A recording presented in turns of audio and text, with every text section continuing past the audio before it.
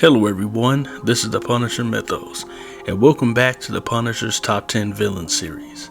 In this video, we're going to delve deeper into a character known as Gregario, the Nubian Nation's enforcer and a man that slashed his way into the Punisher's Top 10 Villains list, coming in at number 9. This is a man with no known past and no known alias, just violence and a name that echoes in the Ryker's Island prison blocks.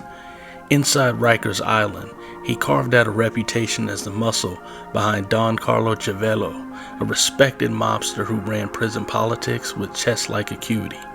Gregario wasn't just a thug, he was a savage tactician with a blade, an enforcer whose presence kept murder off the table, until Ciavello said otherwise.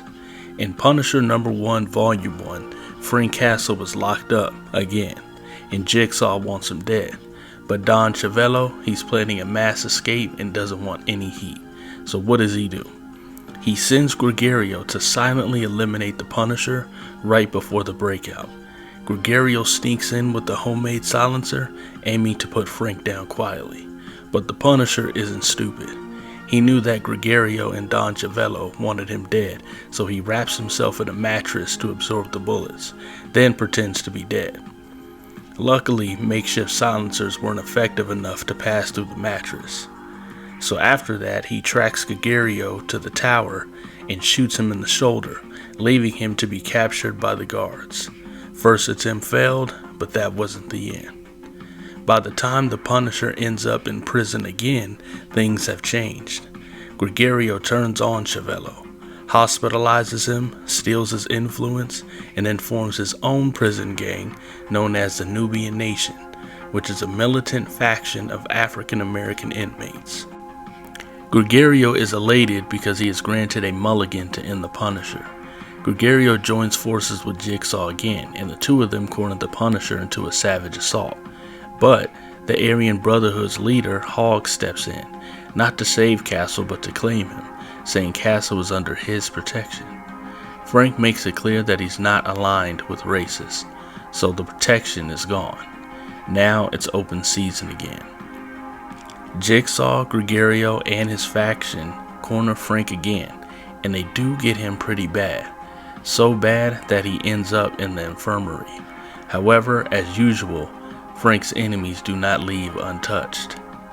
With the help of a prisoner named Pike and a shiv, Frank slices Gregario and escapes from another ambush through a hole blasted into the wall. Gregario represents rage without redemption. He doesn't have a tragic origin story, no lost family, and no broken ideology. He simply lives for dominance. In a world ruled by gang hierarchy, Gregario rose through sheer violence and fear, and even betrayed his own allies to rule the cell blocks. Gregario slashes his way to the top because that's all he's ever known. Gregario never needed superpowers and he wasn't a global threat, but inside that prison, he was the apex predator, and Frank had to survive multiple brutal encounters with him, nearly getting carved like meat. Gregario belongs in the top 10, not because he almost killed Frank, but because he kept coming back with leadership, bloodlust, and a blade in hand. So what do you guys think? Is Gregario a slept-on enemy in the Punisher's rogue gallery?